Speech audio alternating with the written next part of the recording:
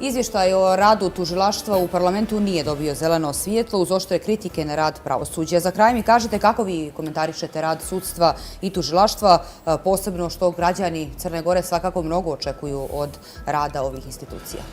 Fakat je da smo mi na početku mandata Vrhovnog državnog tužioca imali jednu ogromnu podršku tome čovjeku od, čini mi se, 61 poslanika, da bi ona spala na svega 25 ukoliko neke 2 godine. To je drastična razlika koja pokazuje da mi kao građani kroz naše predstavnike u parlamentu nismo zadovoljni radom tog segmenta tužilačkog aparata. Ono što je jako važno jeste da su ti ljudi u mnogome, da kažem, desetkovani raznim hapšenjima unutar sopstvenog aparata, ali to nije izgovor za određene greške koje se definitivno dešavaju.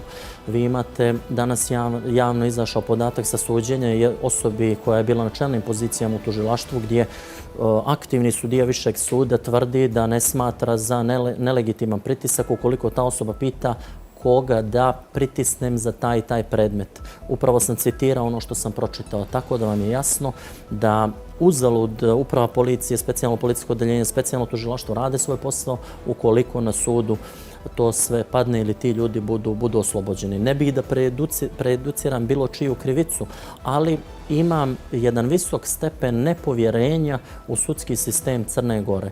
Upravo iz ovih razloga koje sam ukazao. Također imate situaciju gdje je jedan od visokih funkcionera pravosudnog sistema trenutno suspendovan zbog sumnje na politički utjecaj, zloupotrebu službenog položaja i ta osoba je puštena se brani sa slobode, potpuno lagano opušteno šeta Podgoricom, sastaje se sa svojim kolegama upravo iz tužilaštva, tako da mi to kao građaninu daje veliki stepen prava da sumnjam u pristrasnost tog aparata, jer sutra upravo ti ljudi trebaju da donesu odluku o podizanju optužnice protiv tog lica. Tako da smatram, vraćam se opet na ono što sam rekao u prethodnom pitanju, povezana lica sa licima koja su predmet izuzetno bitnih istraga moraju također biti predmetom istrage. Ne kažem da treba bilo koga prije vremena osuditi ili prejudicirati bilo čiju krivicu, ali je jako važno